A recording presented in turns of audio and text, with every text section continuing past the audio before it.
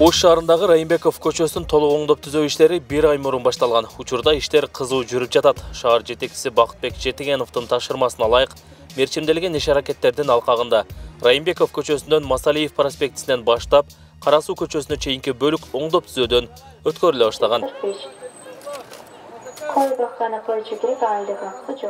Долбоор боюнча аталган көчөнү көрктөндүрүү, жолго асфальт төшөө жана жарыктандыруу жумуштары каралган. Жолдун жалпы узундугу 530 метрди түзөт, туурасы 22. Анын эки тарабындагы туурасы 5 метрден 8 метрге чейинки тротуарлар оңдолуп түзөлөт.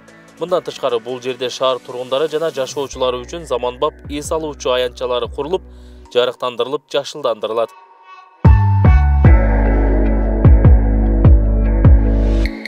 Бул курулуштун башталганы ушул айдын башында башталды.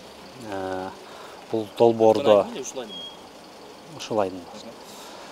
Бул долбоордо негизинен жолду асфальттоо каралган. Эки слойдон биринчи слой 5 сантиметр крупнозернистый, ал эми экинчи слой 4 сантиметр мелкозернистый. Жана эки тарабына тротуар каралган, брусчатка.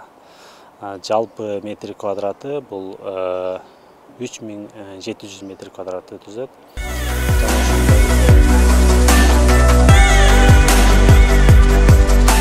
Ошондой эле видео байкоо системаларды, инсталляцияларды, фотозоналарды, көчөгө кооздолгон чатырлары бар отургучтарды орнотуу, калк үчүн эс алуучу жайларды короо, ар кандай жарнамалык майрамдык анимациялык LED экрандарды коюу, велосипед токтотуучу жайларды уюштуруу каралган.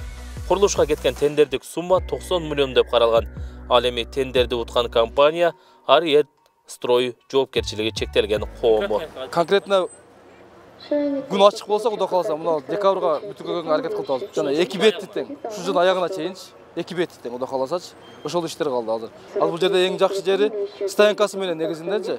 Мына анар кичи районунда стоянкасы менен ошо окшоштуу стоянкасы менен болот. Немелер өткөн машинаға помек болбош үчүнчү. Учурда Райымбеков көчөсүндө жайгашкан жеке менчик коомдук тамактануучу жайлардын убактылуу жана мыйзамсыз тосмолору алынып салынууда. Жакында Ош шаарынын күнүнө карата жол толук асфальтталып, кала тургундарына пайдаланууга берилет. Эртөштүк Нурбек уулу, 7 канал, Ош облусу.